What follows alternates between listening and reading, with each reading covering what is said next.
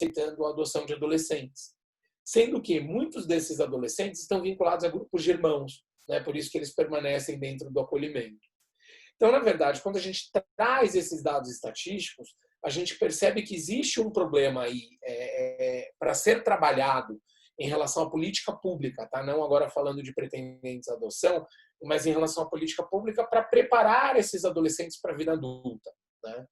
A minha proposta, quando a gente começa a falar, eu sempre inicio o meu debate, né, os meus discursos, trazendo essa ótica, né? A preocupação que a gente tem hoje é justamente olhar e perceber que, olha, na situação de crianças acolhidas institucionalmente, nós temos um número muito grande de adolescentes que será colocado em breve, atingindo a maioridade nas ruas, e que, infelizmente, não terão oportunidade de serem vinculados a uma família. E justamente por não estarem vinculados a uma família, eles acabam sendo expostos a uma situação de vulnerabilidade. Vão virar moradores de rua, moradores de albergue, muitas das vezes saindo de uma cúpula que os protegia, que era o acolhimento institucional, sendo expostos à vida, né? Então, eu acho que justamente essa informação é bastante impactante para que a gente entenda, de um ponto de vista governamental, qual é o problema, né? O problema hoje é a existência de crianças, infelizmente, acolhidas, que não têm uma oportunidade, que não terão uma oportunidade de se vincular a uma família. E, do outro lado, a gente passa com a percepção de que existem inúmeros pretendentes habilitados e que esses inúmeros pretendentes habilitados buscam um perfil que não se encontra. Muitas das vezes, porque, infelizmente, apesar de existir o Cadastro Nacional, o Sistema Nacional de Adoção, esse sistema ele não é efetivo, né? Então, assim, acredito que seja uma questão de, voltando ali para os primeiros gráficos, acredito que não tenhamos dúvidas que a quantidade de crianças expostas a uma situação de vulnerabilidade social no eixo norte, nordeste e centro-oeste é infinitamente maior do que os números apresentados. Só que, na realidade, infelizmente, essas crianças não chegam nem sequer a aparecer dentro dos sistemas, né?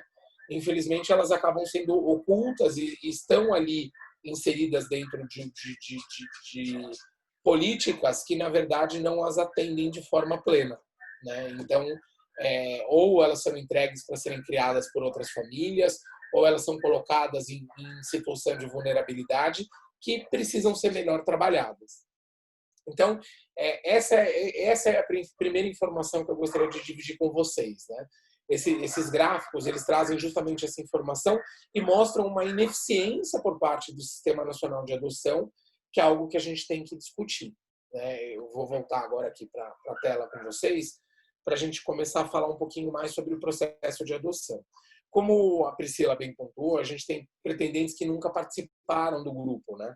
Então, eu vou primeiro fazer um apanhado geral sobre o processo de habilitação para adoção, né? Esse processo que vocês estão passando, justamente para que a gente consiga explicar e tentar tirar alguma dúvida sobre essa etapa, né? O processo de adoção, como vocês sabem, não precisa da intervenção de um advogado, é um processo extremamente simples em geral e que se complementa e se atende, na verdade, através do preenchimento de alguns requisitos básicos e de algumas avaliações psicossociais. O pretendente que tem interesse no processo de adoção, ele deve procurar a vara da infância e da juventude mais próxima da sua residência e, procurando a vara da infância e da juventude, ele vai começar esse processo de avaliação. Em geral, hoje os pretendentes à adoção, quando procuram a vara da infância, são informados que eles devem aguardar uma palestra informativa, que é uma palestra realizada pela própria vara da infância e que marca o início do processo de adoção. Essa palestra informativa ela surge em 2012, quando a gente teve uma alteração significativa com a promulgação do Estatuto da Família e da Convivência Familiar.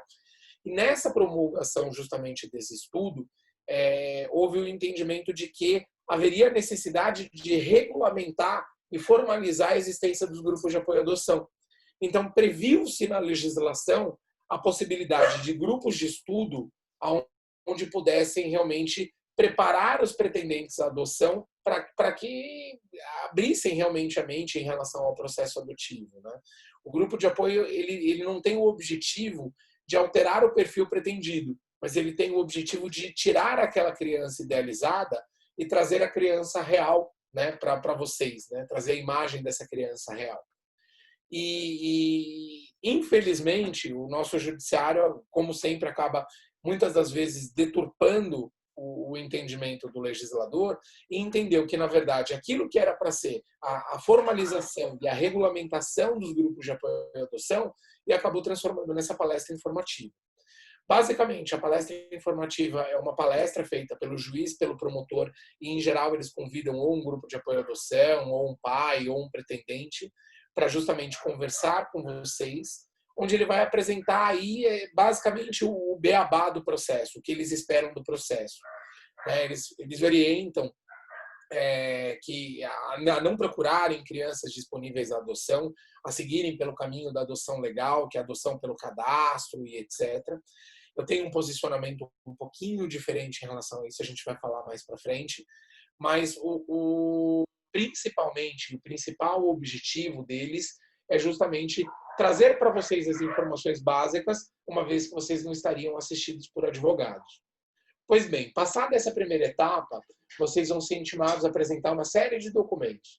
São documentos simples, então certidão de nascimento, certidão de casamento, comprovante de renda, fotos da moradia onde vocês residem, declarações de um médico, né, que vocês possuem condição física e mental para o pleito adotivo, e alguns outros documentos pessoais, mas todos muito simples, tá? Não é nada de outro mundo.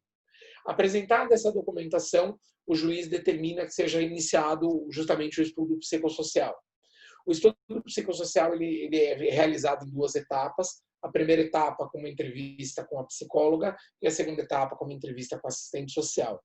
A assistente social ela vai buscar um aspecto mais concreto, né? Como que o casal ou o pretendente se mobiliza para atender às necessidades dessa criança que está sendo trazida para a sua casa.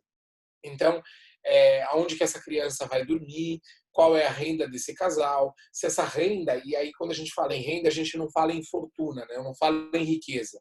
Mas assim, se dentro desta renda estimada pelo casal, existe espaço para que venha uma criança, ainda que estude em ensino público, ainda que não tenha um plano de saúde, mas que exista um equilíbrio financeiro, né, dentro dessa estrutura familiar. De nada adianta ser uma família que sobrevive com um salário mínimo, com 2 salários mínimos e gasta 10 salários mínimos, da mesma forma que não adianta uma família que receba e que mantenha 10 salários mínimos de renda gastando 1. Então, eles buscam justamente o entendimento desse equilíbrio. O assistente social também vai ser o responsável pelo início do preenchimento do formulário de perfil da criança pretendida, né? Que a gente vai falar também um pouquinho para frente, depois da gente explicar a função da psicóloga. Já a psicóloga, né, a Priscila está aí e pode até confirmar, geralmente a Priscila, quando eu começo a falar da psicóloga, ela faz umas caras assim que ela não gosta muito, né? Mas assim, a psicóloga ela vai entrar mais justamente numa questão do que levou esse pretendente ou esses pretendentes ao caminho da adoção. E vai procurar entender se existe um luto a ser superado ou se existe um luto que já foi superado.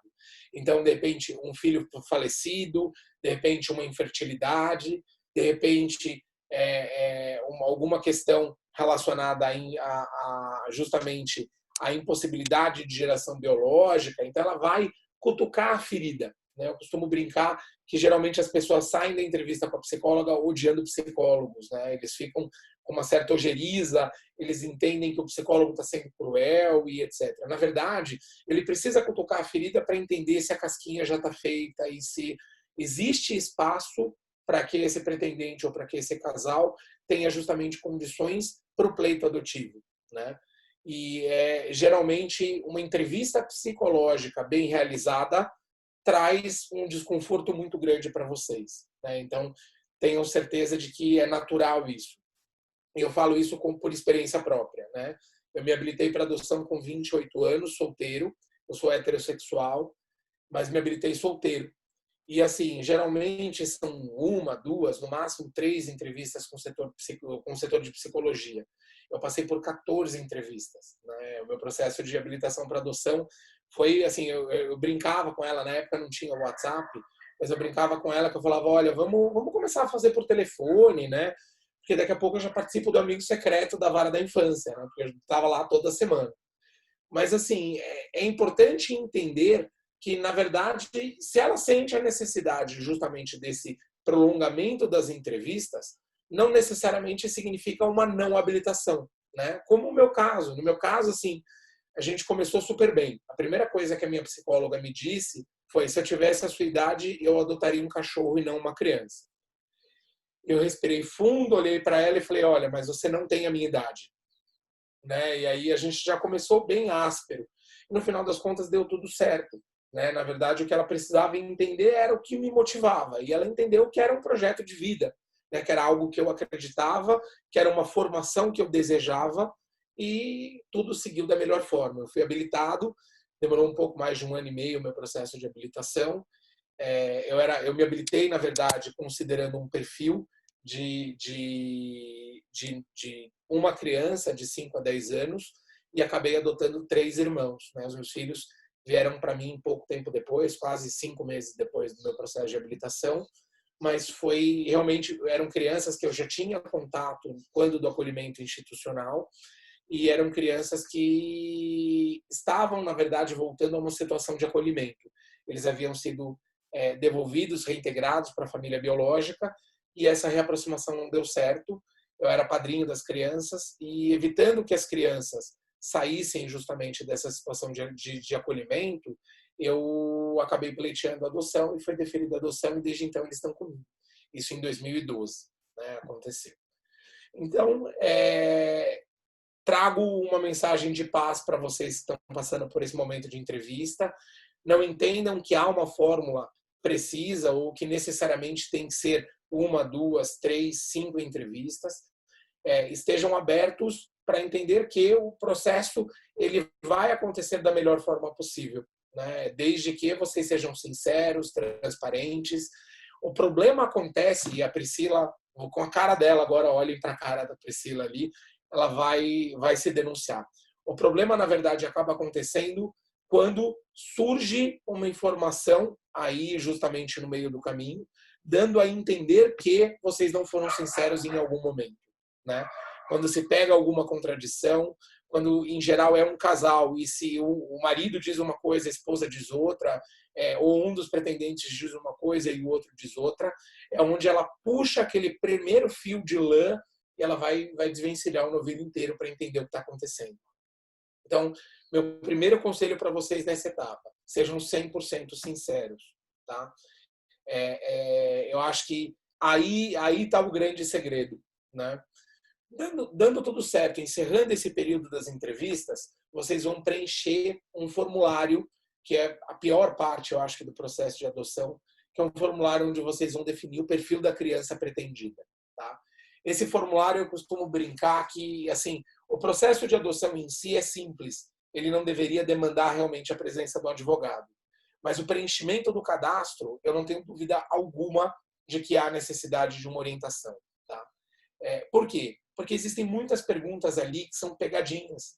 Então, de nada adianta eu colocar que eu pretendo um adolescente de 12 anos de idade se eu colocar que eu não aceito um grupo de irmãos, porque geralmente eles são escadinhas, né? De nada adianta eu colocar que eu não aceito uma criança que esteja, por exemplo, eu não aceito criança que provenha de um lar com uso de álcool, com uso de drogas, famílias desestruturadas. Se eu colocar que eu não aceito isso, essa criança não está para adoção.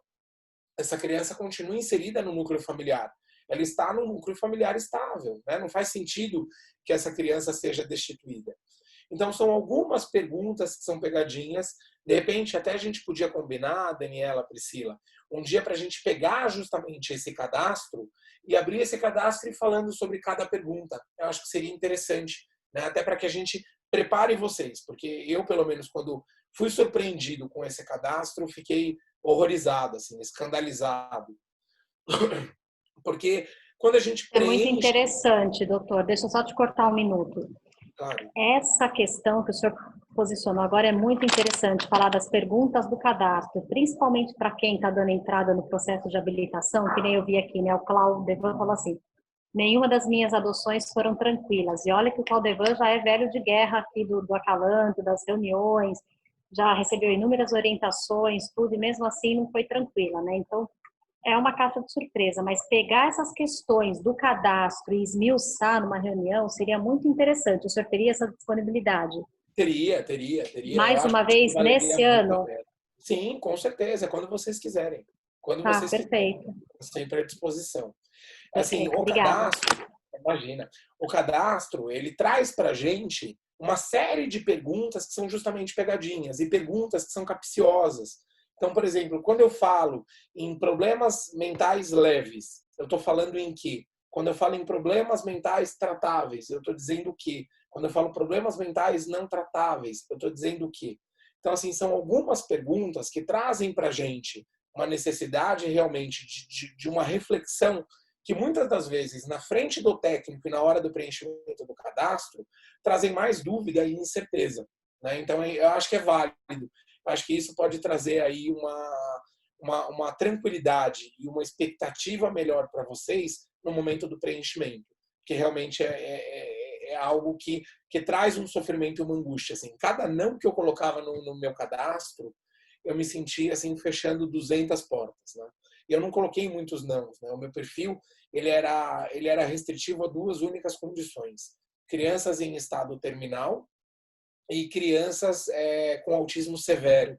Para mim, eu acho que seria muito difícil, como pai solteiro que sou, lidar com a dificuldade de entrar no mundo ou de dar independência ao meu filho. Isso, para mim, eram os meus dois únicos critérios. Logo depois que eu fui habilitado, eu fui chamado para conhecer uma criança.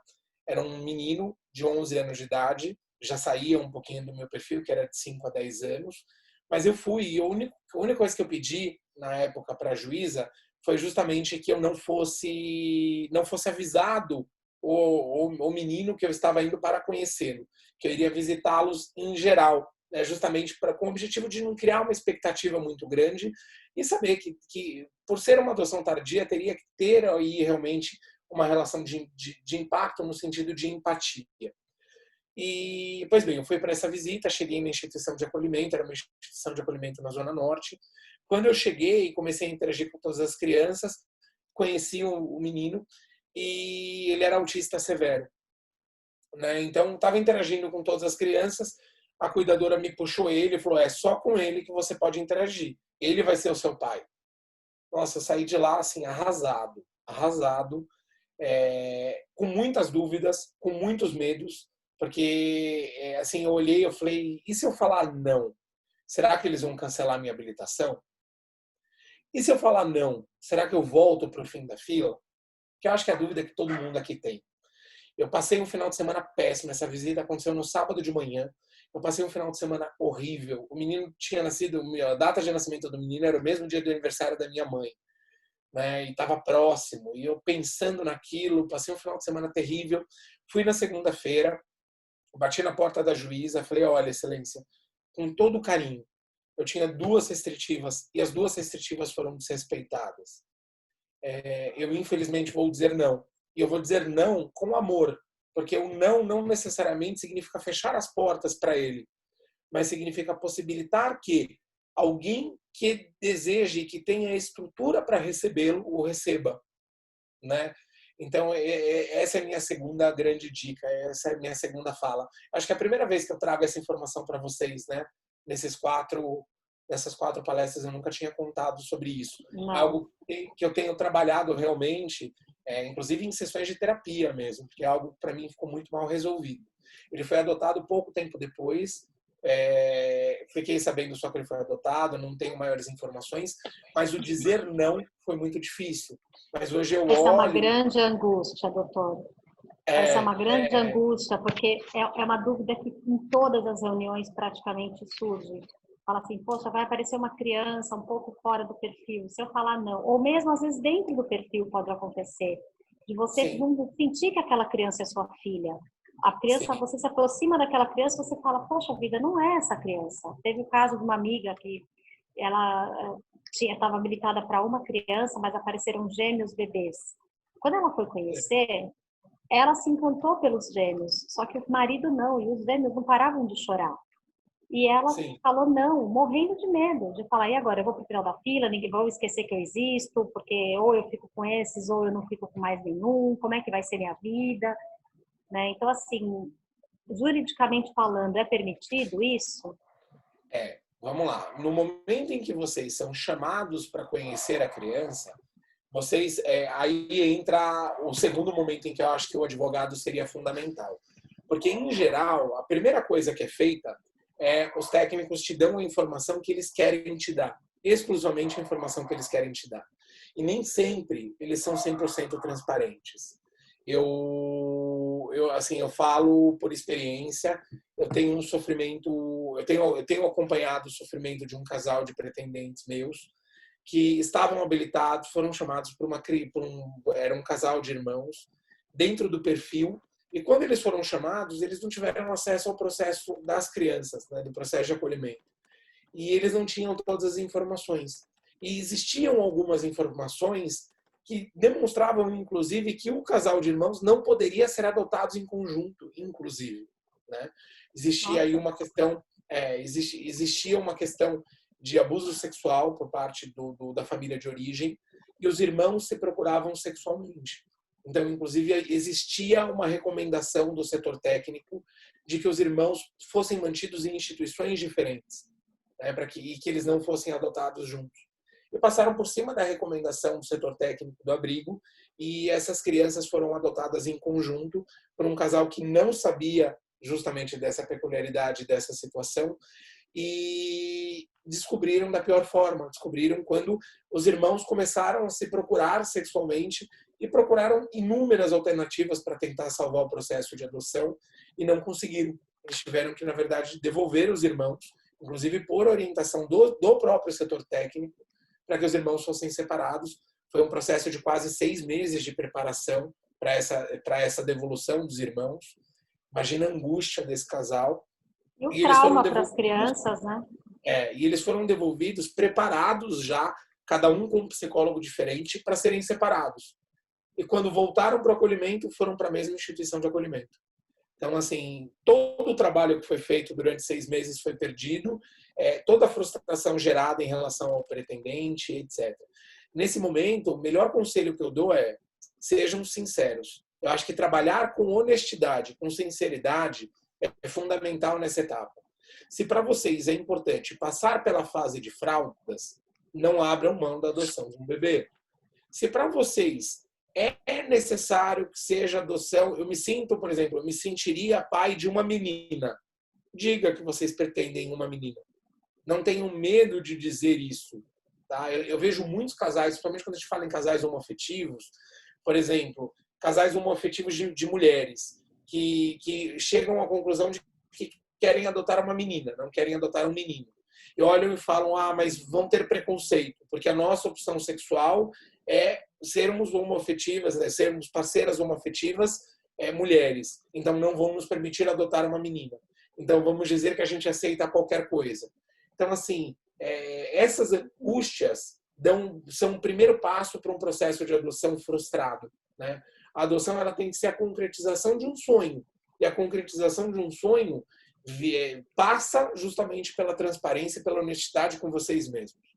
Eu quero adotar uma criança, eu quero adotar uma criança bebê recém-nascido, eu quero adotar um grupo de irmãos, eu quero adotar uma criança branca, uma criança parda, uma criança negra. Sejam sinceros dentro desse perfil.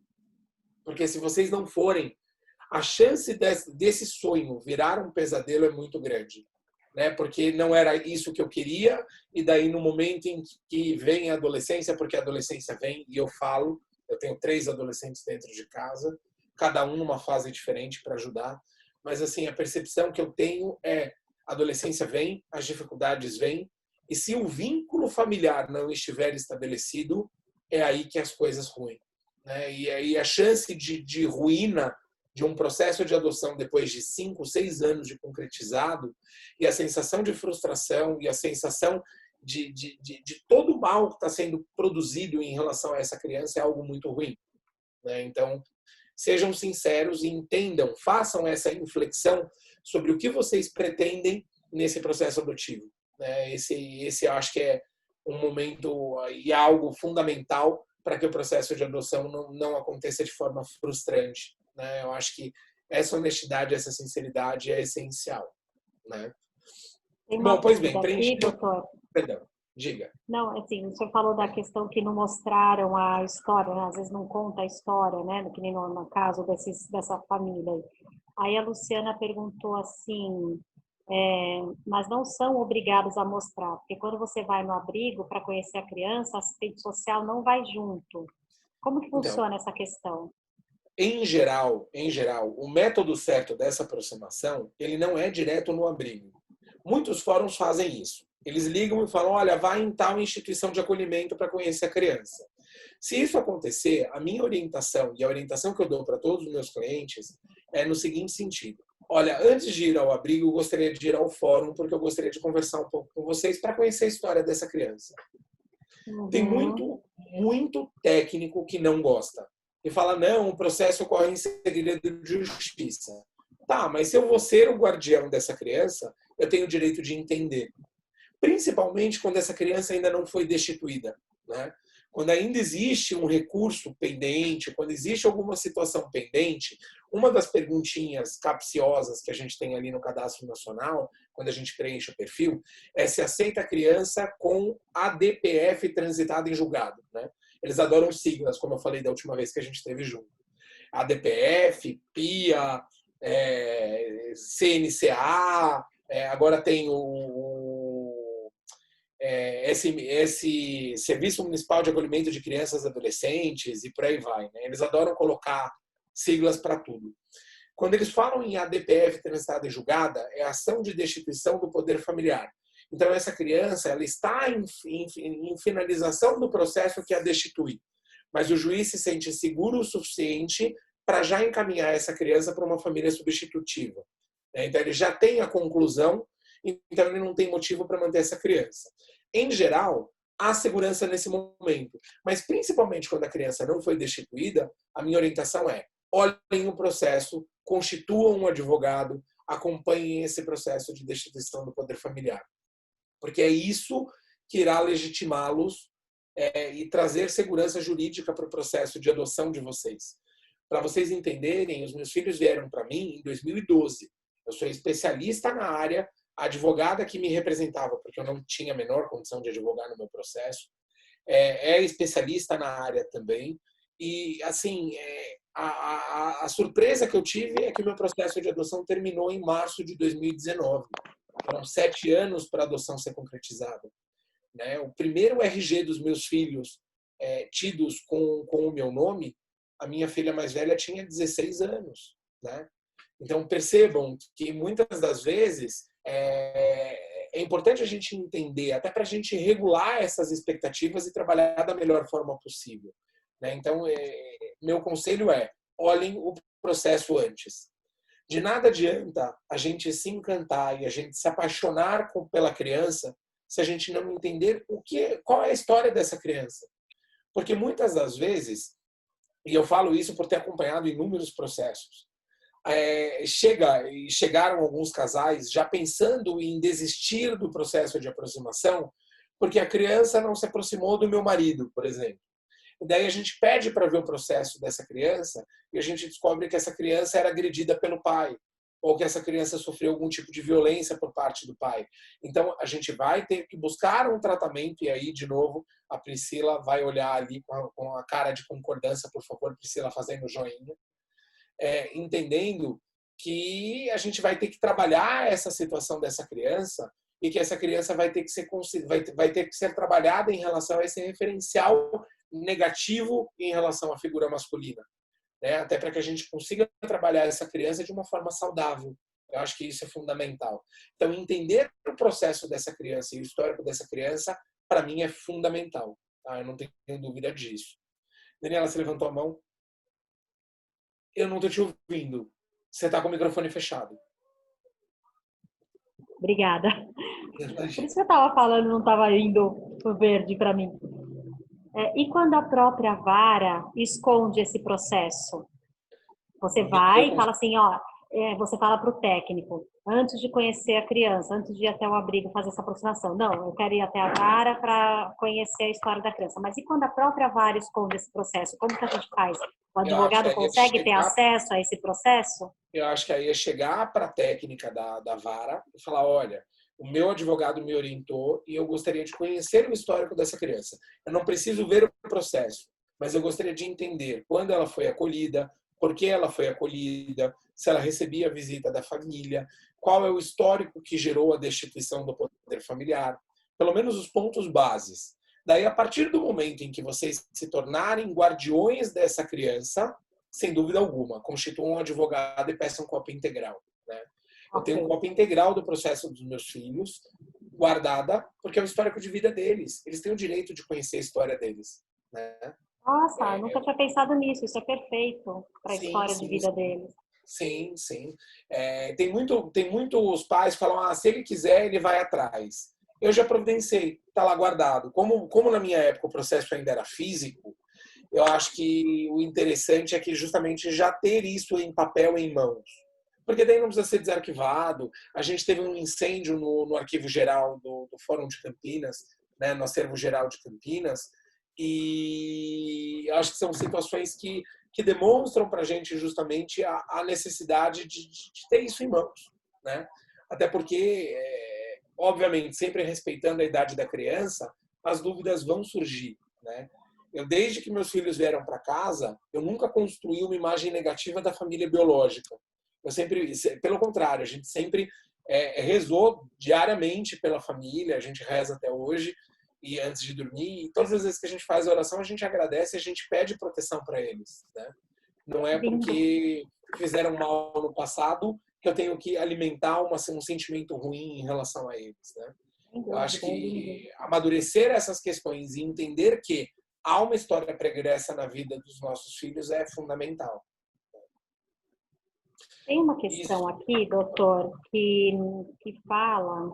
Eu não entendi bem a pergunta, eu vou pedir para a pessoa se explicar. O José Maria, de Mogi das Cruzes, ele pergunta assim, ó, existe alguma lei que obrigue o Estado na formação profissional dos adolescentes em serviço de acolhimento?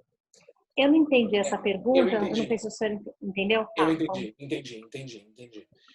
Foi apresentado um projeto de lei, foi da minha autoria, no final do ano passado, né? Eu redigi ele no final do ano passado, junto com o Ministério dos Direitos Humanos, e foi apresentado, ainda se encontra enquanto projeto de lei, eu acompanhei ele ontem, ainda não seguiu, ele já teve o parecer positivo da Comissão de Constituição e Justiça e vai seguir para plenário para votação. É o projeto de lei da Câmara PLC 160 de 2020. O que esse peraí, projeto de repete de lei novo. PLC, PLC 160 de é, 2020? Ele tá, foi assinado pelo deputado federal Daniel Freitas. Tá? tá. Ele é um projeto de lei que busca assegurar nas instituições de ensino público e privadas, de ensino técnico profissionalizante e ensino superior, uma vaga por turma para adolescentes egressos de serviço de acolhimento institucional. Então, por exemplo, a FMU tem 20 turmas de direito ingressantes. Ela vai ter que Uhum. disponibilizar 20 vagas para egressos de sistema de acolhimento institucional. Para o curso de direito, para o curso de medicina, para o curso de odontologia, tudo que a gente tinha até hoje, buscando a profissionalização de crianças e adolescentes em acolhimento institucional, era para subemprego. Era projeto dentro da Caixa para trabalharem como office boy interno, ganhando meio salário mínimo. Quando, na verdade, a gente tem que possibilitar que essas crianças e esses adolescentes tenham acesso à profissionalização de forma plena.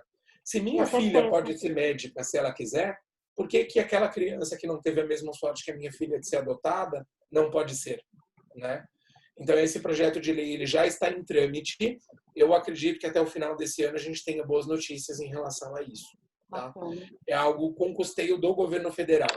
Então, as universidades particulares terão a dedução, terão direito à dedução dos impostos decorrendo em dedução de impostos, né, de contribuição social, do imposto de contribuição social, justamente em relação aos custos efetivados pela aplicação da lei. Tá? Eu conversei com a Damares justamente na live do dia 25 e ela está confiante que até dezembro a gente tenha isso aprovado. Tá? São Isso dois é projetos. importantíssimo, né? Porque as Esse é crianças abrigadas fazem 18 anos, tchau, vai à rua. E daí assim, daí o que acontece ela vai para a rua, ela é seduzida pelo tráfico, ela é seduzida pela prostituição, ela é seduzida pela criminalidade. Ela vivia num sistema que a protegia como uma cúpula e de repente essa cúpula se inverte. Ela é colocada num mundão sem ter nenhum tipo de preparação, sem ter nenhum tipo de acompanhamento, sem ter nenhuma oportunidade, senão a de cair para a criminalidade ou para o submundo, né? O que é lamentável e infelizmente a gente sabe que é o que acaba acontecendo. E daí quando essa criança comete algum crime ou esse adolescente comete algum crime, a gente ainda ouve dizendo, tá vendo? É por isso que não foi adotado, né?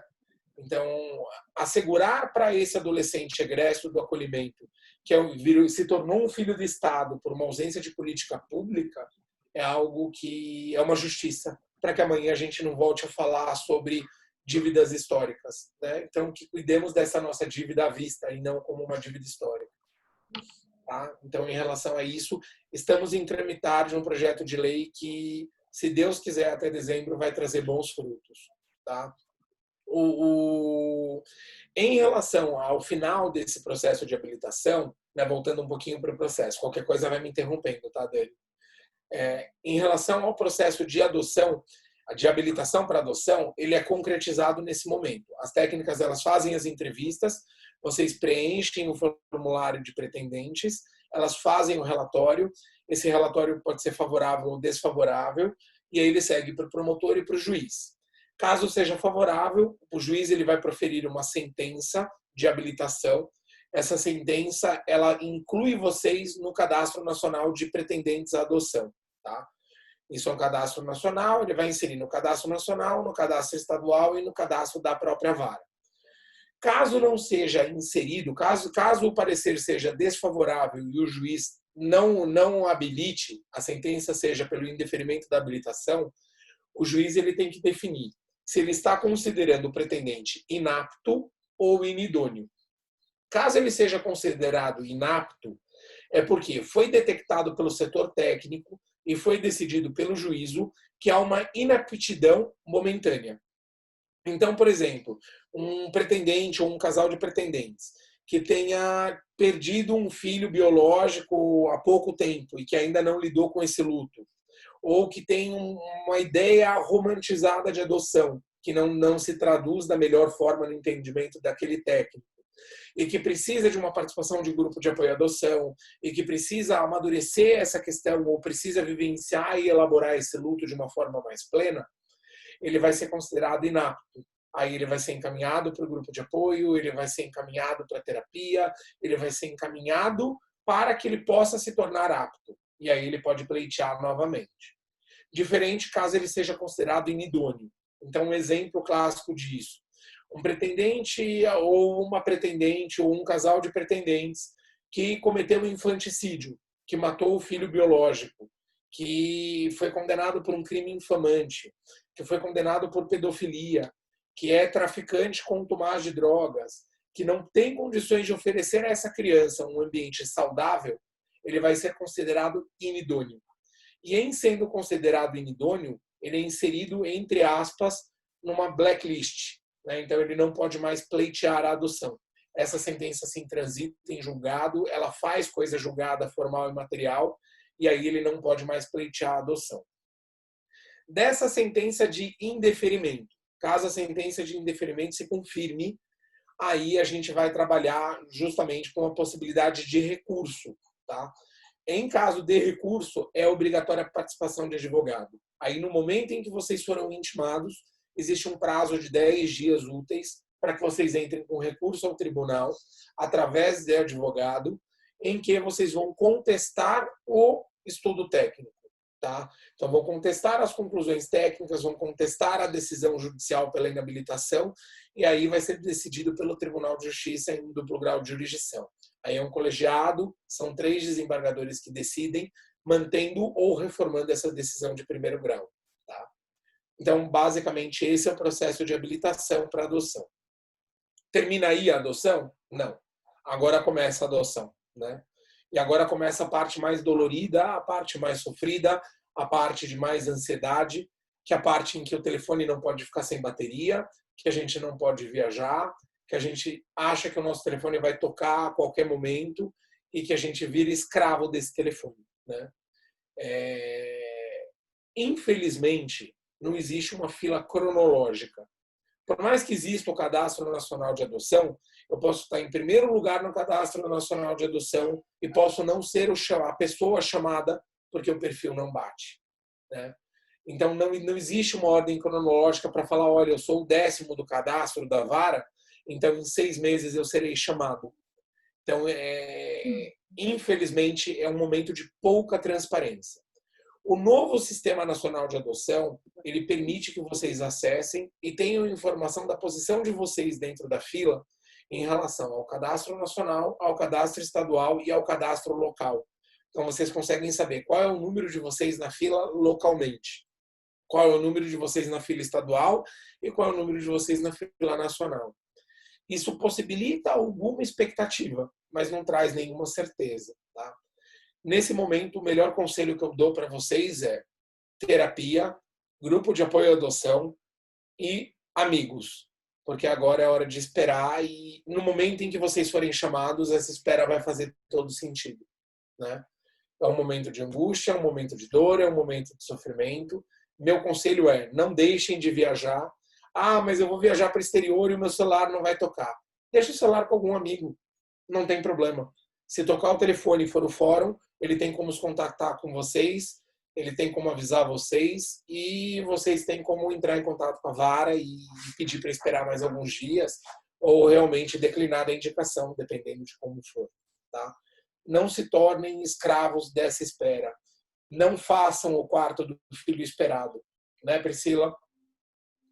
Pelo amor de Deus, não façam o quarto do filho esperado. Vira aquele quarto de filho morto, isso só aumenta a ansiedade. No momento em que a gente está fazendo é gostoso, mas daí vem a criança e fala, eu queria adotar uma menina, vou pintar tudo de rosa. A menina chega e fala, mas eu odeio rosa, eu gosto de azul.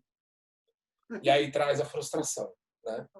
Pois bem, o telefone tocou. Passamos por esse momento sombrio aí, que não tem nem muito o que falar.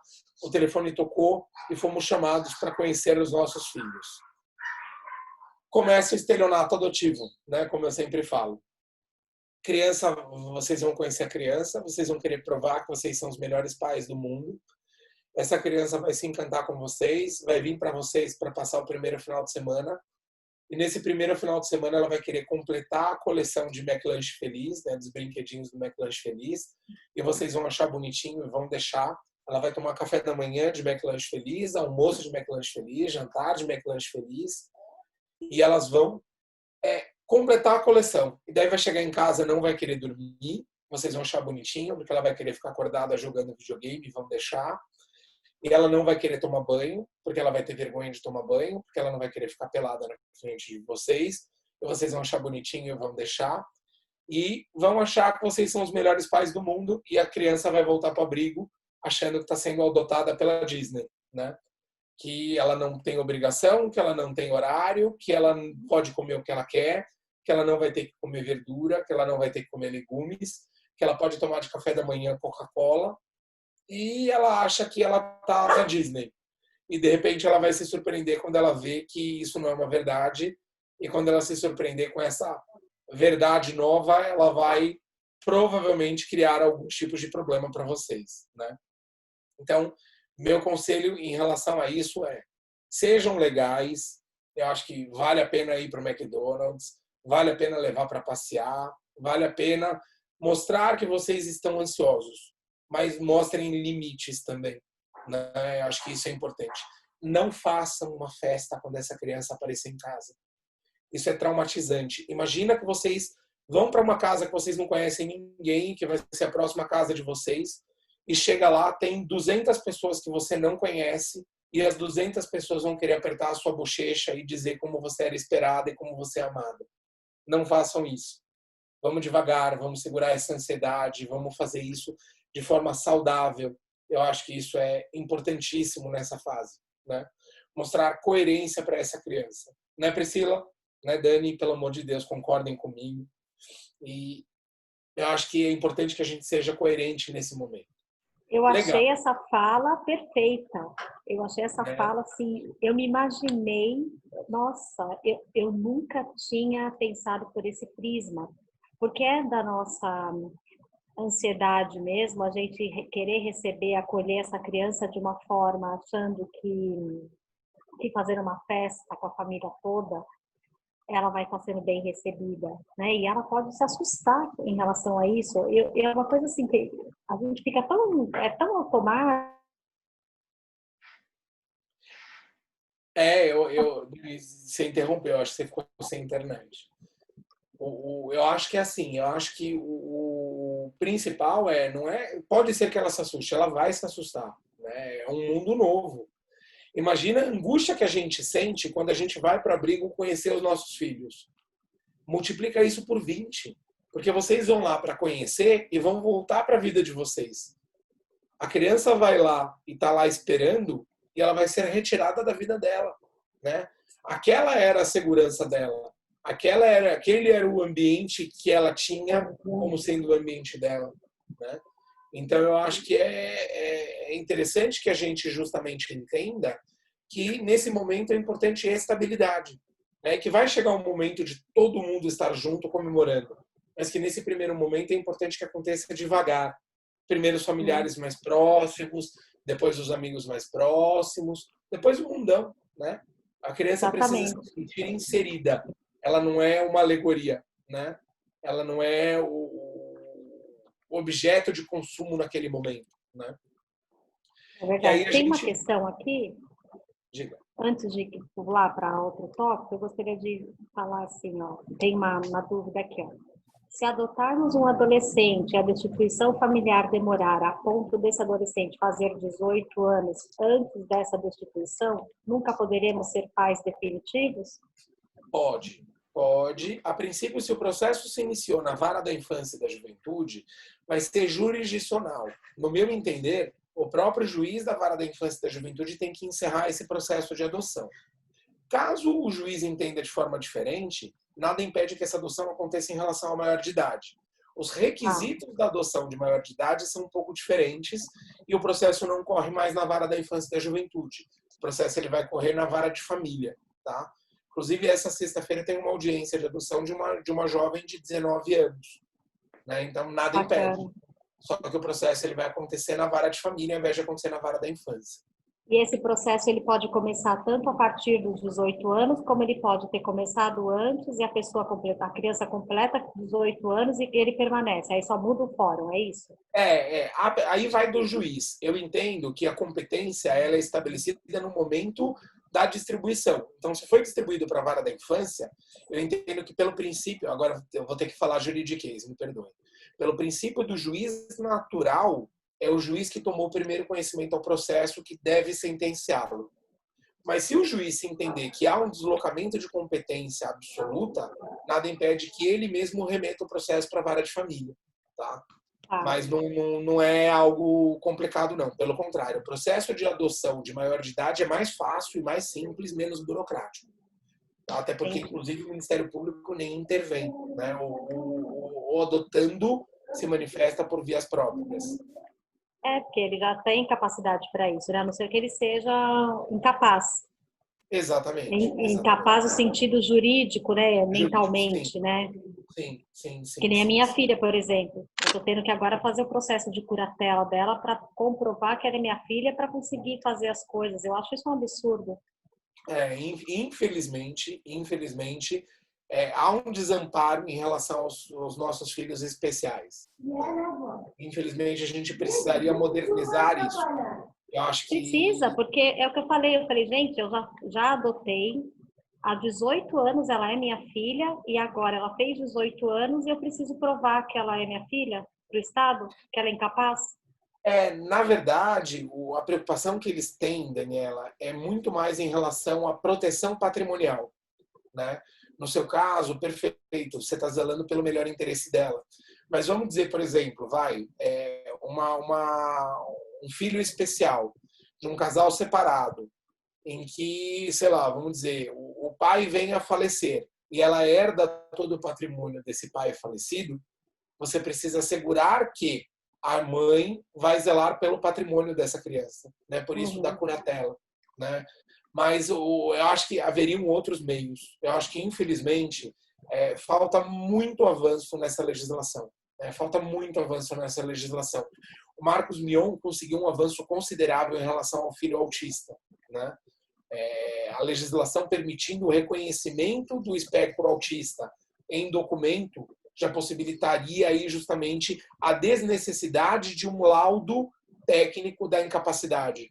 Porque eu acho que o processo de curatela é válido, mas a necessidade de uma nova perícia, de uma nova avaliação e etc. não se justifica. Né? Então, eu acho que seriam outros meios. Né? Acho que o mecanismo, infelizmente, ainda é errado. Né? Tem mais uma questão aqui que fala assim, ó, seguindo as situações de aprovado ou reprovado, né? Um casal onde o pai é operado e a mãe tem a possibilidade de engravidar, né? Mesmo com risco, chega a ser inapto? Não. Na verdade, mesmo se houvesse a aptidão para a gestação, não há inaptidão. Tá? Não existe inaptidão. Inaptidão é uma condição que demonstra que esse pretendente oferece risco para a criança. Ele não vai oferecer um lar saudável, ele não vai oferecer segurança para essa criança. É o extremo, tá? Para ser bem sincero, assim, em anos que eu atuo na área, eu vi uma única sentença de inaptidão, porque era um pretendente sozinho condenado por abuso sexual de diversas crianças. Então, assim, não tem a menor condição. Não faz sentido. Não tem sentido. Não tem a menor condição. Então, ele foi considerado inidôneo. Em relação à inaptidão, a gente já fala em uma condição momentânea. Eu me equivoquei aqui, perdão, gente. Quando a gente fala em inaptidão, condição momentânea. A fertilidade não pode ser considerada condição momentânea. Tá? A possibilidade de fertilidade e a escolha do caminho da adoção é uma opção. Né? A adoção ela não pode acontecer simplesmente quando a gestação biológica não é possível. Né? Eu não tenho problema algum de fertilidade. Eu era casado até dezembro, eu me casei e me divorciei em dezembro. Poderia ter filhos biológicos, não tive por uma questão de escolha minha e da minha ex-esposa. Mas a escolha do caminho adotivo em nada influencia em relação à fertilidade. Tá? Então, não de forma alguma. E essa questão da pandemia, doutor, a paralisação do atendimento presencial, dá início ao processo de habilitação? Então, os fóruns eles estão se modernizando em relação a isso, tá? Há mais ou menos uma semana e meia atrás, o TJ de São Paulo soltou um provimento, e nesse provimento ele prevê o encaminhamento por e-mail da documentação para início do processo de habilitação para adoção. Então, com isso, eles estão marcando conversas através do Microsoft Teams, que é basicamente a mesma plataforma que a gente tem através do Zoom, em que o curso informativo, né, a palestra informativa, ele vai ser feito de forma virtual, com os pretendentes interessados, e em paralelo a esse pretendente esse início do estágio de convivência, o Conselho Regional de Psicologia e o Conselho Regional de Assistência Social começaram a estabelecer os critérios para atendimento telepresencial nos estudos psicossociais. Já há um provimento do CRP nesse sentido, mas eu acredito que até a gente chegar no momento da entrevista psicossocial, essa pandemia, se Deus quiser, já vai ter terminado. Né? Então, são cenas dos próximos capítulos mesmo. Tá? Mas o início, a princípio, vai acontecer por e-mail. Eu vou dar uma minimizada aqui da tela, vamos continuar falando, mas eu vou pegar aqui justamente esse provimento, eu já compartilho ele na tela para vocês. Tá? Perfeito. Mas esse provimento, quer ver, deixa eu só... Fala aí alguma coisa, Dani ou Priscila ou alguém, só para eu poder escrever. O Cláudio falou que para não fazer o quarto da criança, porque ele ficou 4 meses em outro estado até conseguir o filho dele, até conseguir trazer o filho para casa. Ele teve que morar 4 meses na Bahia. para conseguir trazer o filho para São Paulo? É complicado porque a gente acaba criando expectativas, né? E é aquilo que eu falei, é péssimo a titulação, mas é praticamente um quarto de um filho morto, né? Um filho que não veio, um filho que não chega. E o que no começo talvez diminua a ansiedade, no final das contas, vai trazer mais ansiedade. Né? Sem falar Então, que você não sabe as necessidades que essa criança vai chegar, né? Se ela precisa de remédio, se ela é maior do que você imaginava, então tem que... Eu sempre falo para o pessoal assim, você passou no shopping e viu uma roupinha que você adorou e ia ficar linda no seu filho. Você olhou R$50, pega esses R$50 e coloca na poupança. Porque aí você já, de alguma forma, você cuidou dessa ansiedade e está mais preparado para as necessidades quando a criança chegar. Sim, com certeza. Com certeza. Só um minutinho, gente, deixa eu levantar aqui só para ver, porque chegou um carro, mas não é para mim, desculpa. Bom, voltando. Então, assim, o CNJ, ele lançou essa informação. Depois eu passo para vocês, ou pela Dani ou pela Priscila, para que vocês tenham os e-mails das varas da infância para encaminhamento da documentação para quem ainda não iniciou, tá? Perfeito. Mas é realmente uma opção. Eu acho que vale a pena que já dê entrada, porque eu acredito que vai haver uma fila considerável no momento futuro, quando a gente tiver justamente o retorno das atividades forenses. Eu acredito, pela minha experiência, pela minha expectativa, eu acredito que a gente tenha em breve o retorno das atividades forenses, tá? Eu acho que o fórum deve retomar as atividades dele agora, no mais tardar, final do começo do mês de junho, tá? Eu acredito que no começo do mês de junho realmente as coisas comecem a andar. Temos uma participante aqui no grupo de apoio agora que resolveu pedir. Que delícia.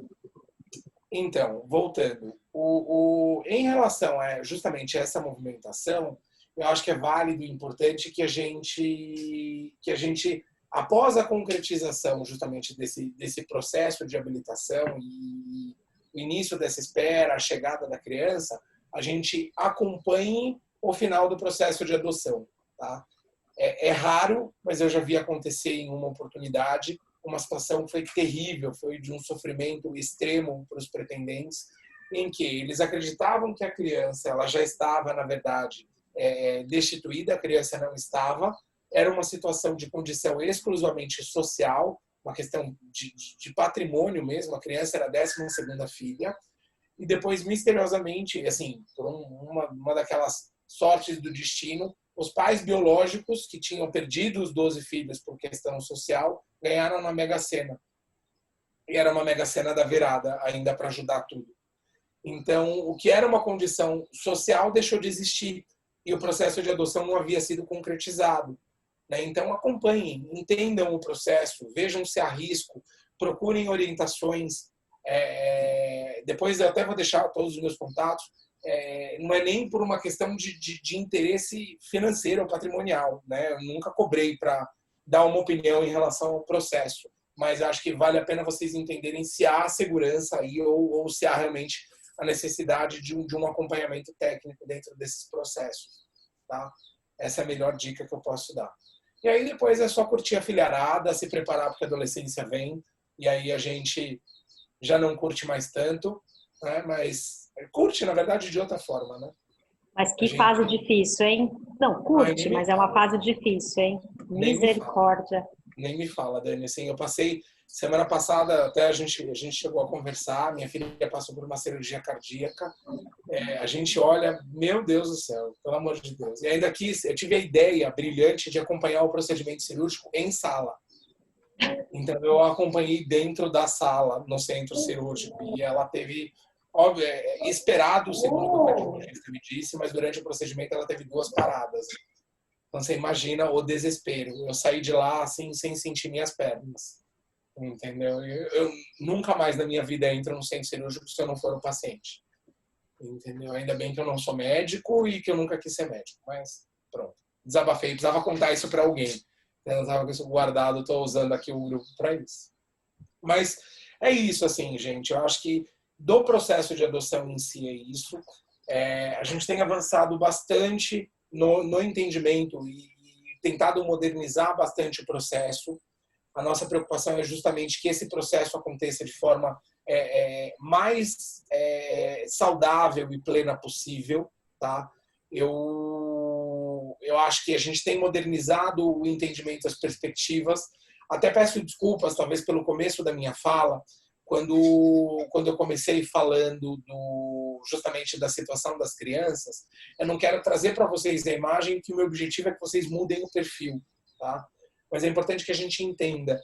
Por quê? Aquilo que eu falei no nosso último encontro, né? Quando eu estive lá com vocês presencialmente. A gente precisa ser voz para essas crianças, né?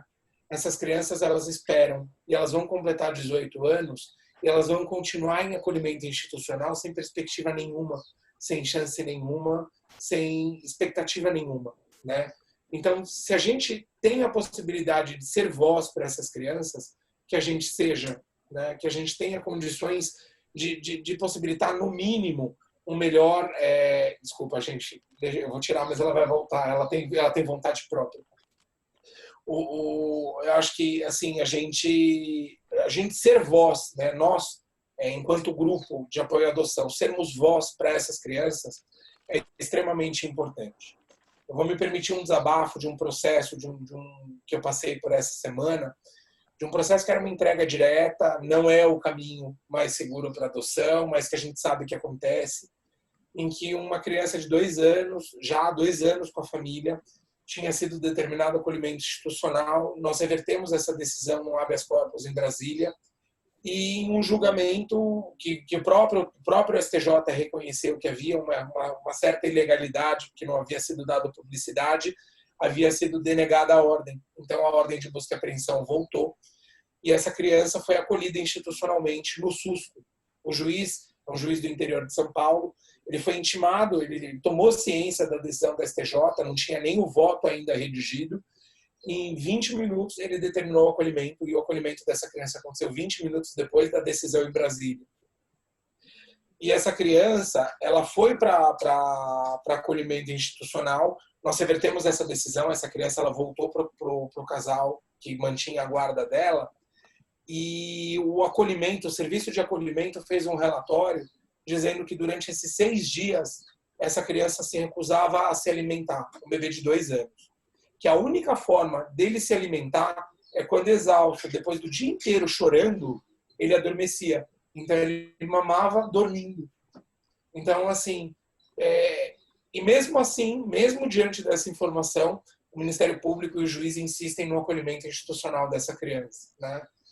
Então, assim, a reflexão que eu proponho para vocês é até que ponto a gente não burocratiza demais um sistema, querendo dizer que, olha, a criança não é mercadoria para poder ser entregue, e nós não transformamos o judiciário em algo que é mercadoria. Então, assim, não seguiu o critério fila, retira e entrega para o primeiro casal habilitado, né? Então, assim, eu sou um entusiasta do Cadastro Nacional. Eu acredito no processo de adoção que vocês todos estão seguindo. Eu acredito que a adoção por esse caminho é o caminho mais seguro e tem que ser privilegiado sempre. Mas eu não posso fechar os olhos de que a criança não pode ser punida se os adultos escolheram seguir por outro caminho, né? Entender que um Ministério Público ou um juiz entendam que a retirada de uma criança que fica 6 dias sem se alimentar é o melhor para essa criança, é rasgar a Constituição Federal, né? Então, assim, nesse desabafo, eu termino praticamente a minha fala invocando e provocando para que todos nós aqui sejamos voz para essas crianças, né? Até que ponto a gente permite, porque ali está lá na Constituição Federal, né, no famoso 227, que é nosso dever enquanto sociedade proteger a criança e o adolescente. Então, assim, até que ponto a gente não está expondo essas crianças porque não são os nossos filhos, né? Sejamos voz, cobremos, acompanhemos, obviamente não nesse momento que vocês estão passando, eu acho que nesse momento o melhor é ficar longe dos abrigos. Mas depois da adoção, procurem entender a lógica do abrigo, procurem amparar o abrigo, e assim, não é amparar de forma financeira, né? A gente aprende que o dinheiro paga tudo, né? Inclusive a nossa consciência. A gente, mas eu ajudo o abrigo mandando a sacolinha de Natal. mas o abrigo não vive só da sacolinha de Natal, né? Vamos tentar entender. Então, assim, eu sou psicólogo, vamos lá, vamos fazer atendimento para os adolescentes, vamos buscar o sentimento de pertencimento que neles é inexistente, vamos valorizá-los enquanto seres humanos. Eu sou dentista, vamos dar uma olhada como a gente consegue ajudar. Eu sou cabeleireiro, vamos cortar o cabelo da criançada. Vamos tentar servir como sociedade para essas crianças de forma plena, né? Eu acho que todo mundo tem condições de contribuir. Não no momento em que vocês estão hoje, eu acho que no momento de hoje é importante que vocês se mantenham afastados, mas não percam de vista a ansiedade que vocês têm hoje e o desejo que vocês têm hoje de ser a diferença justamente para os filhos de vocês em relação aos filhos dos outros, né? Hoje, em algum lugar, os filhos de vocês estão sendo beneficiados pelos voluntários que trabalham nos abrigos, né? Sejam vocês amanhã esses voluntários, sejam vocês amanhã a voz para essas crianças, tá? É mesmo para ser a figura masculina, né? Porque falta tanto para eles. Sim. Eu fui durante muitos anos, agora tive que me afastar um pouquinho por uma questão de trabalho, mas durante muitos anos eu trabalhei com adolescentes em acolhimento institucional, sendo justamente um elo não ligado ao serviço de acolhimento, buscando justamente o pertencimento. Então, assim, eu comparecia ao abrigo, eu ia para a reunião de pais na escola, e assim, foi incrível. A primeira vez que eu apareci numa reunião de pais como responsável por uma criança acolhida, e todo aquele discurso do professor, do diretor e da escola de que ele é o problema da sala, ele é o problema do mundo, ele é o problema de tudo, foi desconstruído. Quando eu perguntei qual era o plano psicopedagógico para atendimento da necessidade específica daquela criança, e a gente percebe como aquela criança passa a se desenvolver muito mais, né? Então, eu acho que faltam referenciais. Os abrigos ainda têm o preconceito do cuidador homem, né? Tem uma preocupação, porque o homem ainda é visto como um predador sexual, o homem ainda é visto como uma figura perigosa dentro da instituição de acolhimento, quando, na verdade, ele é tão necessário, né? Então, estejamos presentes, sejamos referenciais, sejamos técnicos dentro das nossas especialidades, estejamos ali dentro presentes sendo voz, né? Porque acho que se a gente for voz, muito da vida dessas crianças vai melhorar, né? E aí entra justamente o segundo projeto de lei. É só falar rapidamente, esse segundo projeto de lei que ainda não foi apresentado, deve ser apresentado agora, ele assegura que toda criança e adolescente acolhido institucionalmente tenha um advogado próprio.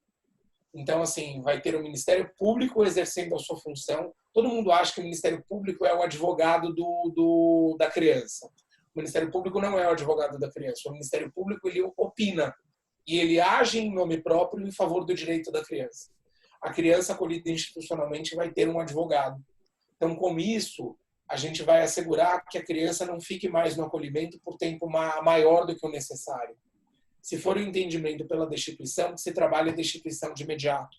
Se for necessário, isso eu fiz uma live no dia 25 também, no mesmo dia da live com a Damares, com o Dr. Reinaldo Sintra, que é um desembargador hoje que milita há diversos anos na causa da adoção. Eu fiz essa live pela Comissão de Direito à Adoção da OAB. E hoje ele é o presidente da Coordenadoria da Infância e da Juventude do Tribunal de Justiça.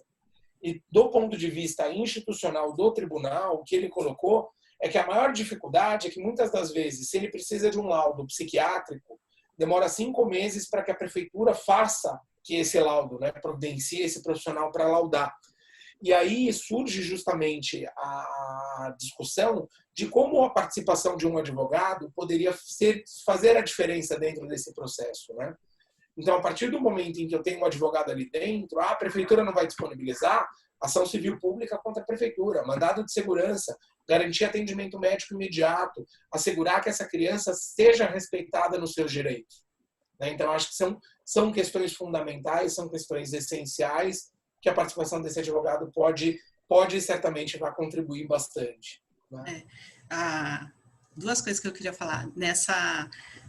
A gente trabalha com adoção na Calanto, mas a gente tem o grupo Vínculos, que é para trabalhar com a prevenção do abandono, né? E a gente entende que não é a criança só que está abandonada, são as famílias. Então, às vezes, a gente ajudando um pouquinho, dando algum apoio, acreditando nessa família, a criança volta, sai do acolhimento e volta para a família. Só que aí teve lá o encontro dos grupos, né, nacional, e falando de prazo e não sei o quê.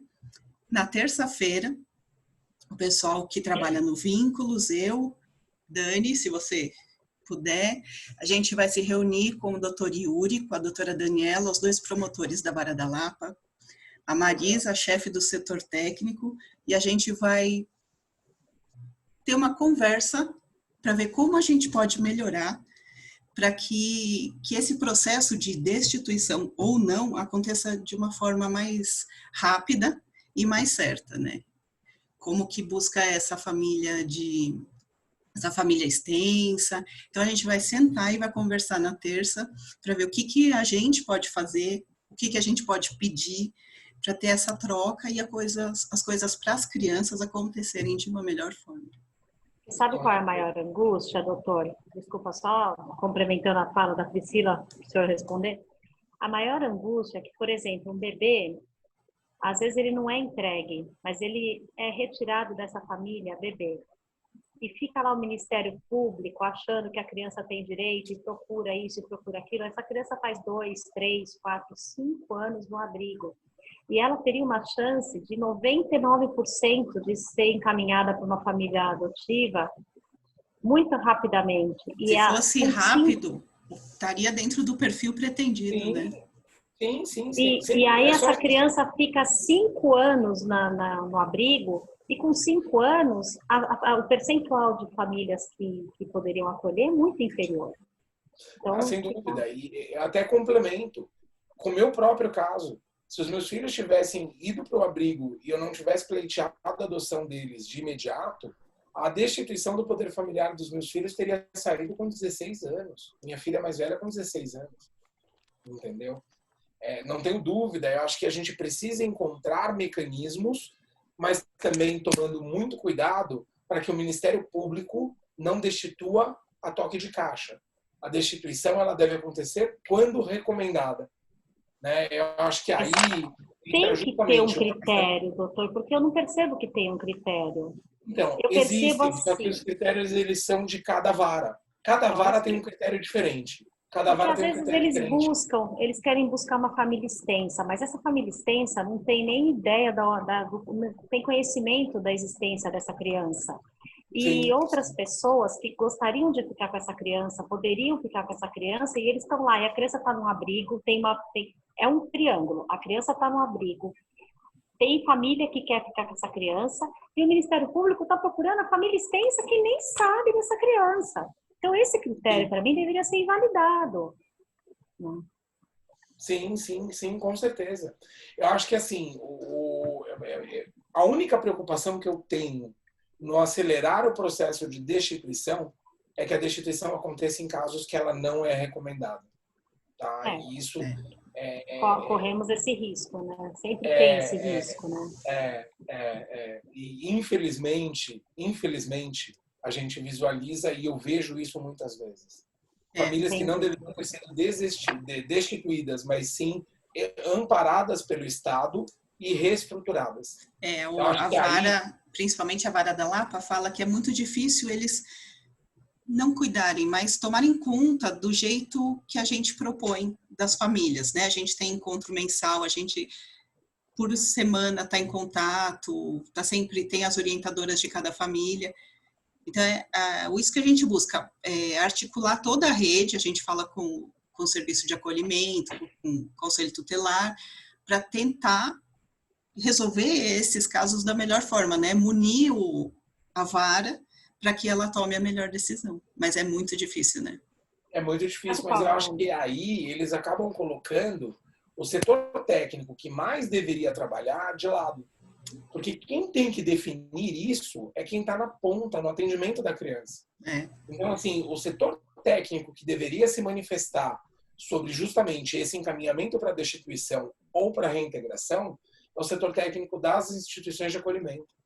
E, na verdade, eles são os menos considerados, infelizmente. A gente fez uma reunião e 20 serviços de acolhimento participaram, tinham representantes, foi muito legal. Eu acho que isso seria fundamental, Priscila. Os serviços de acolhimento precisariam se posicionar. E hoje os serviços de acolhimento têm medo de se posicionar contra a posição dos juízes. E aí fica aquele processo viciado. Porque assim, eu sou advogado, eu distribuo um processo, meu processo pode cair, eu distribuo um processo civil no central.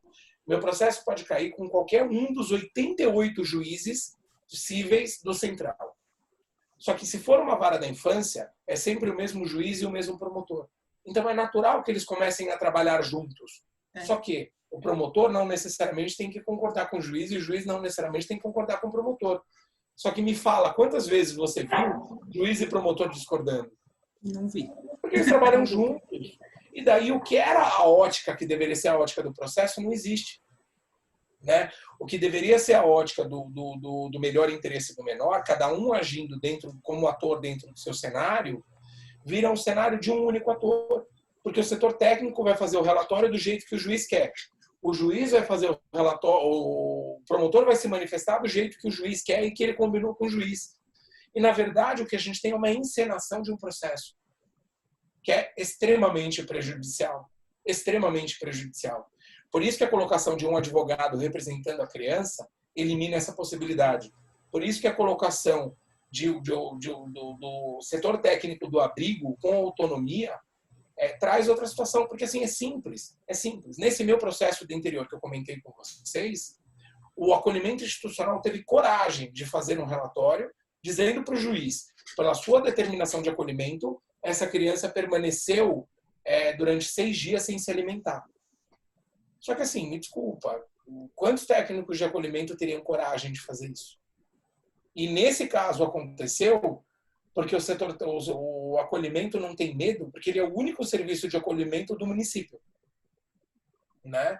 Porque eu cansei de ver, e eu já vi inclusive represália direta de juízes, promotores, etc., contra setores técnicos de acolhimento e contra acolhimento, a ponto inclusive de proibir a prefeitura de acatar novos acolhimentos em instituição.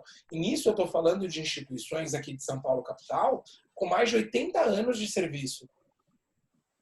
Né? Porque simplesmente entenderam que talvez houvesse uma ilegalidade.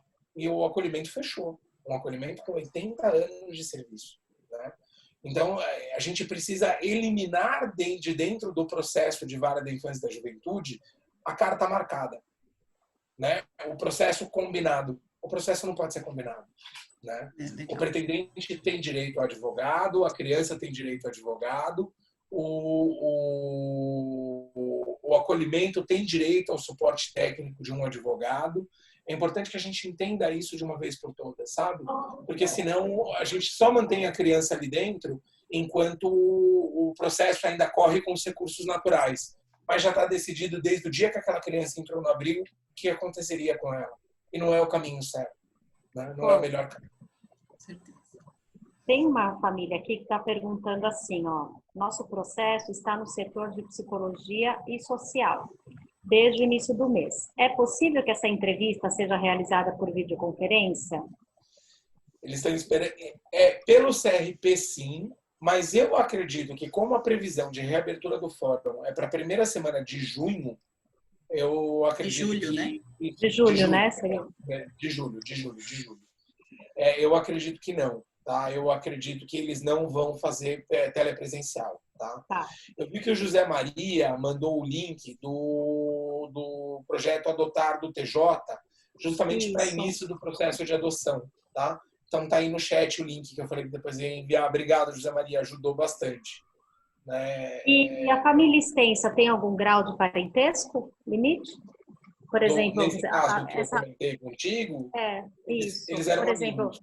Eles vão até vó, vô, aí não acha avó, vai para tio de segundo grau, primo. Como que funciona essa família extensa? Até onde vai? O juiz, quando ele segue, ele começa com a família núcleo, que é pai e mãe.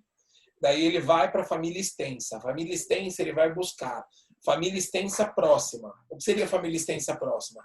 Pode ser, inclusive, um tio-avô, que é um parente mais distante, mas que mora no mesmo quarteirão, que tenha uma figura presente na vida dessa criança. Tá? Então, não necessariamente por família extensa, a gente busca só o elo sanguíneo. A gente pode ter o elo afetivo. Então, de repente, um vizinho pode ser considerado família extensa. Né? Então, a criança nasceu e foi abandonada. Eu tive um caso assim, aqui de Santo Amaro. A criança nasceu e foi largada. E a vizinha criou essa criança. Ela foi considerada família extensa.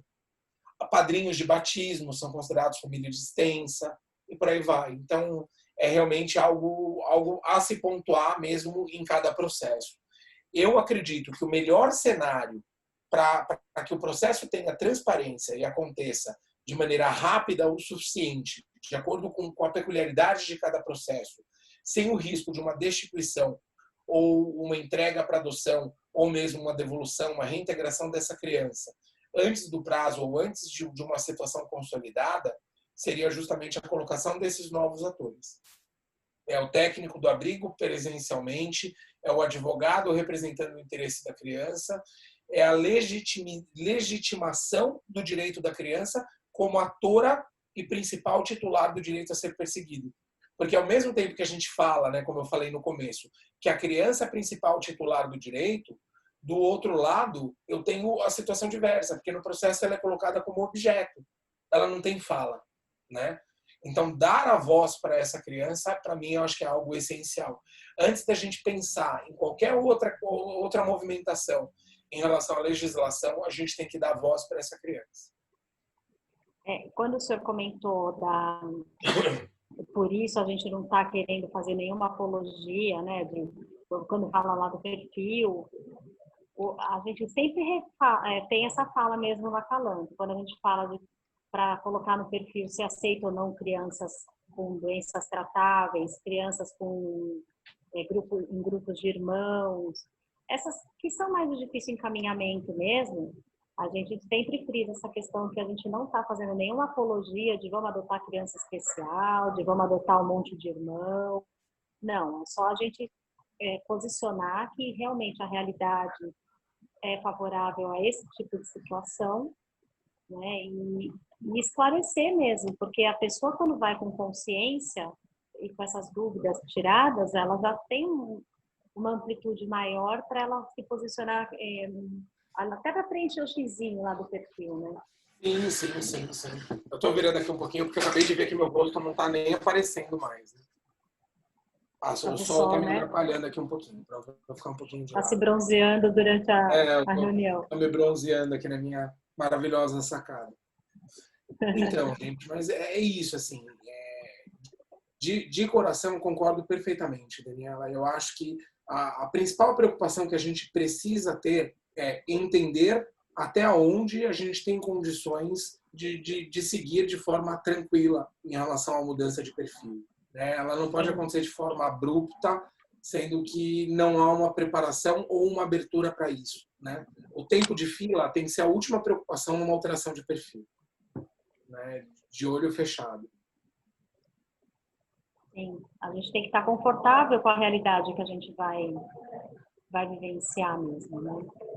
Porque é o que você falou, o filho vai dar trabalho. Não tem... Sim. E independe de se é biológico ou se é adotivo. Filho é filho. Sim. Então... Sim, com certeza. E vai tirar nota baixa, vai cabular a escola, não vai dar trabalho nenhum, vai acontecer tudo. Vai fazer pesquisa que não deve na internet. Vai, a gente tenta, a gente bloqueia, vai fazer Facebook escondido. Doutora Eli, tem uma coisa que acontece muito com quem é pretendente, né? Que chega muito pra gente, eu respondo o WhatsApp, as redes sociais, e tem muito. Muitos pretendentes chegam e perguntam assim, me ofereceram uma criança. Ou a líder comunitária de sei lá onde está com uma criança e precisa que alguém vá buscar, ou uma mãe que já quer, ou no hospital acontece muito também, é só registrar. Como que deve agir? Como que a gente deve fazer? Vamos lá. Grande polêmica, hein, Priscila? Você podia ter ficado com o microfone mutado aí, ao invés de fazer uma pergunta dessa. Porque sou eu que respondo. Vamos lá. Meu posicionamento em relação a isso. Tá? Eu até por ter tido algumas publicações já sobre a matéria, eu sou muito procurado por mães que querem fazer entrega de filho para adoção. O meu encaminhamento é sempre para a vara da infância e da juventude. Tá? Eu acredito no processo de entrega direto na vara da infância e da juventude. Esse é o caminho mais seguro, esse é o caminho legal, esse é o caminho que traz maior segurança, tá? Para todos os envolvidos. A gente sabe que nem sempre é a escolha dos pretendentes. Tá? A minha posição em relação a isso é a seguinte: caso não tenha sido a escolha e exista uma situação de, entre aspas, irregularidade numa entrega direta, o meu ponto de vista é que ela tem que ser regularizada de modo a não prejudicar a criança. Que se responsabilize o pretendente que fez do jeito errado, mas não de forma alguma a criança. A criança não tem culpa, né? Então, eu acho que esse é o primeiro ponto que eu tenho. Segundo ponto que eu tenho, meu primeiro conselho, na verdade, né? Primeiro foi meu ponto de vista, agora um conselho. Muito cuidado com essa formatação, porque a chance disso se tornar, num futuro próximo, uma extorsão é gigantesca. Então, assim, não quero nada, eu só quero um futuro para o meu filho, e de repente começa com, me ajuda com uma cesta básica, paga o meu aluguel, faz alguma coisa por mim, e por aí vai, entendeu? Eu falei, me dá uma cesta básica, a gata aqui atrás começou a miar junto, ela quer participar. Então, assim, eu acho que, assim, é muito importante que se procure a segurança jurídica. E a segurança jurídica é algo que o fórum e o caminho que vocês estão seguindo é o melhor. Tá? Mas seria injusto e pouco verdadeiro da minha parte dizer que eu sou contra a adoção direta, a entrega direta, principalmente quando existe algum tipo de vinculação. Então, por exemplo, eu tenho uma prima que não queria ter filhos e engravidou numa gestação não esperada. E ela sabe que eu tenho o desejo de ser um pai por adoção, eu não vejo problemas nessa entrega direta porque ela quer saber aonde o meu filho está, onde o filho dela está. Eu acho que esse tipo de adoção tem que ser legitimada, tá? Pelo Estado. O problema é que existem tantas propostas legislativas favoráveis e contra a entrega direta que a gente não tem uma situação com segurança jurídica, né? Eu não vejo essa questão. Eu não vejo dessa forma. Eu não vejo dessa forma. Eu vejo que essa entrega direta, ela foi, inclusive, tornou-se ilegal pela venda de crianças.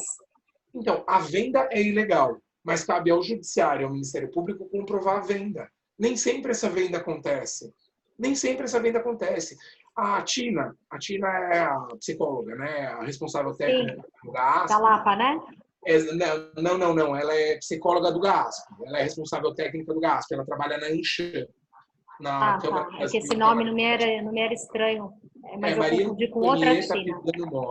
Maria Antonieta Pisano Mota. Ela fez um livro chamado Mães Abandonadas. Né? E esse livro ele trata justamente sobre isso. Né? Ele trata justamente sobre o processo de entrega de um filho para adoção. Então, muitas das vezes, essa mãe ela pode não querer que o filho vá para o abrigo. E ela está mal orientada e ela não sabe que se ela procurar a vara da infância, não necessariamente essa criança vai para um abrigo. Então, ela precisa ser orientada. Mas muitas das vezes, essa mãe ela pode olhar e falar, mas eu quero dar para aquela irmã da minha igreja. Eu quero entregar para aquele meu parente, eu quero entregar para aquele meu vizinho. Porque eu quero manter contato com o meu filho. Eu não estou abandonando. Tem sido uma escolha legítima de entrega consciente. E isso não é ilegal. Muitos juízes falam que há ilegalidade. Eu desafio a me apresentar onde se encontra a ilegalidade na entrega direta. A comercialização, ou seja, a troca de qualquer tipo de vantagem em relação à entrega direta é crime. Agora, a entrega direta em si, não. Eu não acho que é o caminho mais seguro e eu não incentivo que aconteça. Mas se for, por exemplo, um parente próximo, se for, por exemplo, uma pessoa do seu convívio que tem o desejo, eu entendo que tenha que ser legitimado. E aí, nesse momento, a minha orientação é não fiquem na situação de irregularidade. Busquem o judiciário para legitimar o ato. O problema aí é a permanência numa situação de irregularidade. Vou abrir aqui um pouquinho, acho que melhora um pouquinho a iluminação.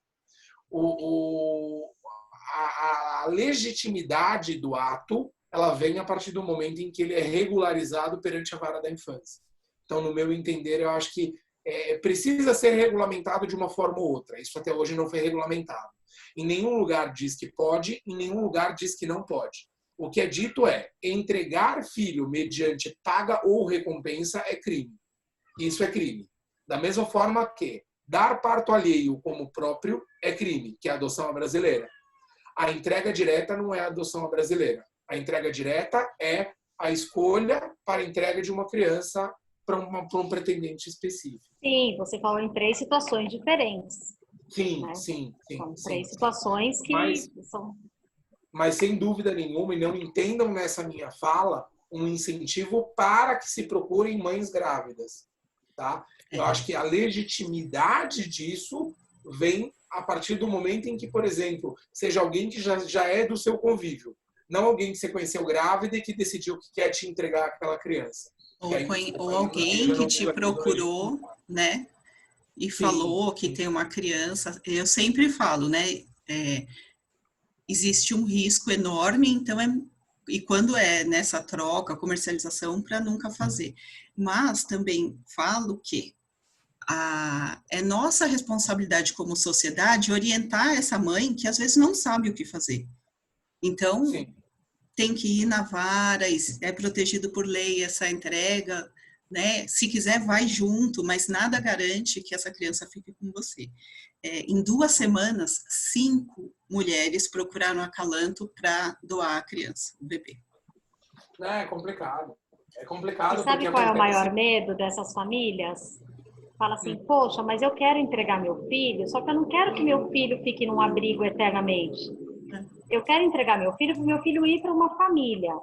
E aí o processo é tão enrolado, é tão demorado, que ela nem acaba entregando o filho, ou ela acaba fazendo uma questão ilegal mesmo dessa adoção brasileira ilegal, porque para não correr o risco do filho ficar ad eterno no abrigo. E aí a pessoa que quer adotar a criança, queria aquela criança que ela está disponibilizando e não consegue ficar com essa criança. Então você percebe que é uma teia muito...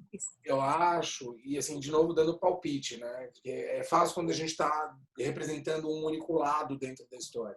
Mas eu acho que o caminho aí, no meu ponto de vista, seria entender e viabilizar a adoção aberta no Brasil, tá?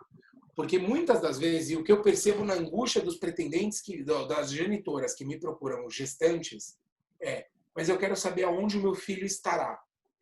Eu quero ter contato com o meu filho. E muitas das vezes o pretendente não tem esse problema. Eu, por exemplo, se eu tivesse... É que no meu caso envolve uma situação de violência e etc. Mas os meus filhos têm contato com os irmãos biológicos deles e restrito.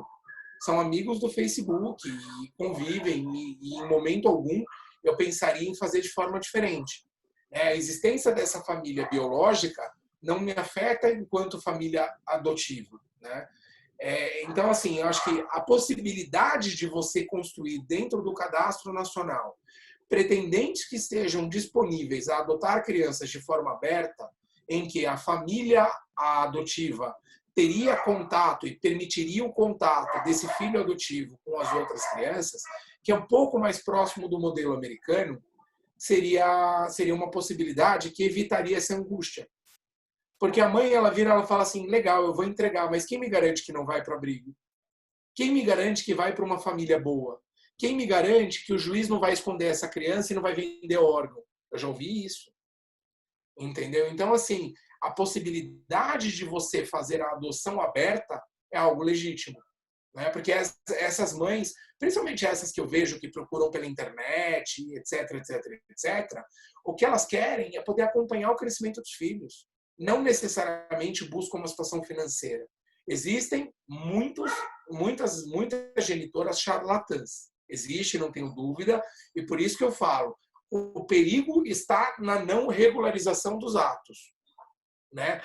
A partir do momento que você legitima a possibilidade da entrega direta e você cria dentro do cadastro aqueles pretendentes que permitem a adoção aberta, você vai permitir que essas famílias mantenham contato. Obviamente com limitações, obviamente estabelecendo que o rompimento do elo através da destituição não vai trazer direito de visitas, não vai permitir que se tomem decisões pela criança adotada, mas permitindo esse contato. Isso eu acho que resolveria 80% da questão.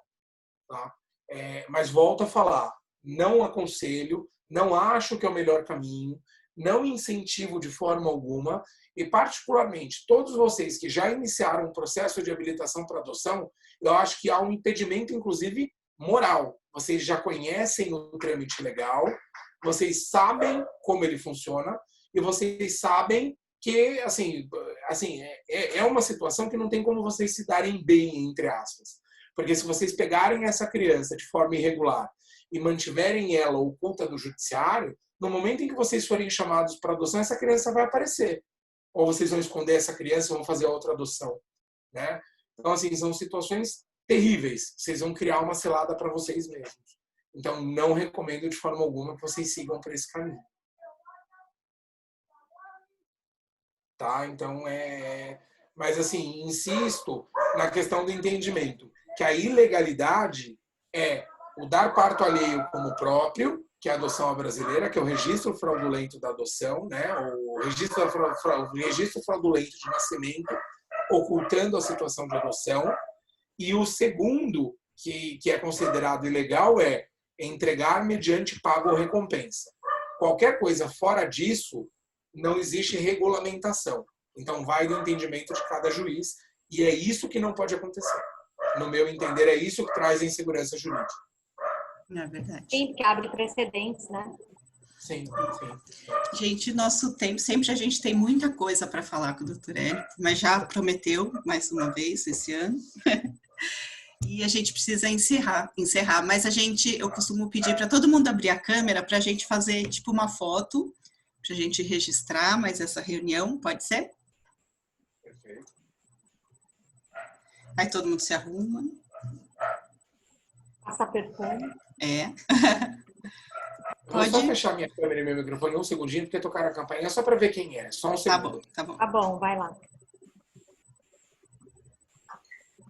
Eu tô com a bochecha inchada, que eu tô com ruim do dente. Não faz mal. Dá uma disfarçadinha, assim. Tô com a cara que tá parecendo um fofão. Tinha alguém que estava tomando sorvete. Esse povo Não, tá louco. foi A gente tá vendo. Café com chocolate. Olha, eu vou falar, viu?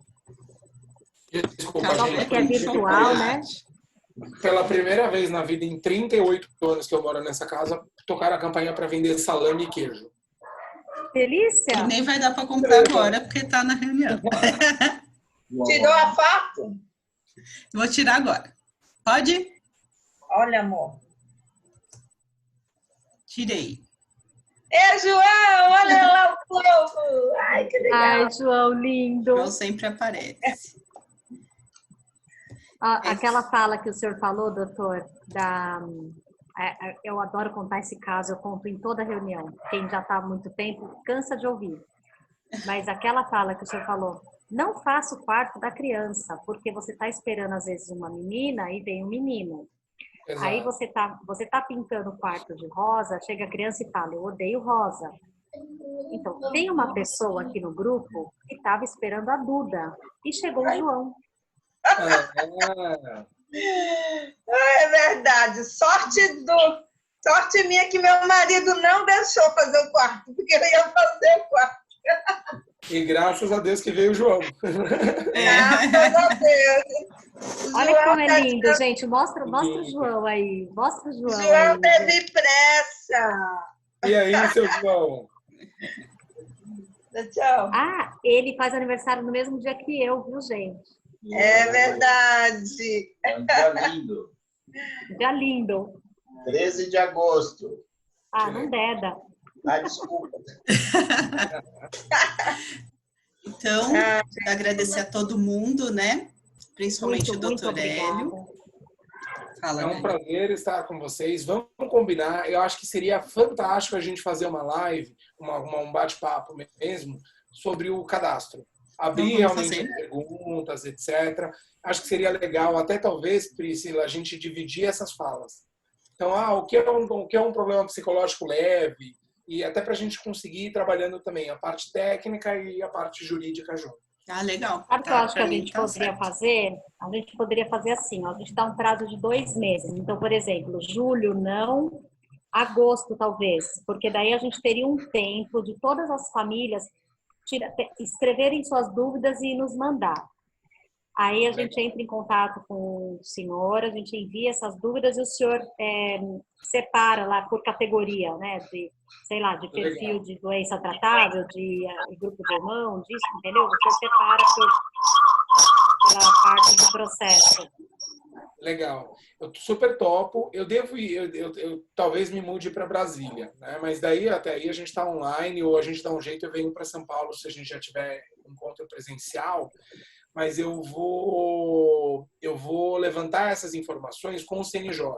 Eu vou Acho. tentar montar um sisteminha em Excel mostrando como cada mudança seria restritiva. Eu vou dar uma conversada com a Damares e eu acredito que ela topa. Se ela topar, eu vou levantar as informações do CNJ mais aprofundadas. Então, assim, quantas crianças do cadastro têm problemas físicos leves, problemas físicos tratáveis, problemas físicos não tratáveis? E daí eu vou tentar montar uma planilhinha auto-executável, dizendo, olha, se eu colocar esse perfil e esse perfil e esse perfil, no universo de 35 mil crianças acolhidas, eu já reduzi para 300. Para a gente Show. tentar ter algo mais didático até. Eu vou dar uma conversada com eles e eu vou tentar viabilizar isso. Muito legal. Perfeito, doutor. O senhor acha, então, que 2 meses é suficiente? Para Acho que agosto sim, seria dois, suficiente? 3 meses, perfeito. A gente vai conversando, né? A gente vai conversando pelo Não, WhatsApp sem e a dúvida. gente alinha. Tá ótimo. Obrigada, gente. Obrigada, doutor, mais uma vez. Sempre muito produtivo, sempre muito esclarecedor. Não tem nem o que falar. Eu Como a Pri agradeço. falou, é unânime. Cada vez que a gente fala, pessoal, vamos dar dicas de temas que vocês querem que a gente aborde durante o ano, sempre vem o senhor aí pra gente. Ah, legal. Estou sempre à disposição. É um prazer falar com vocês.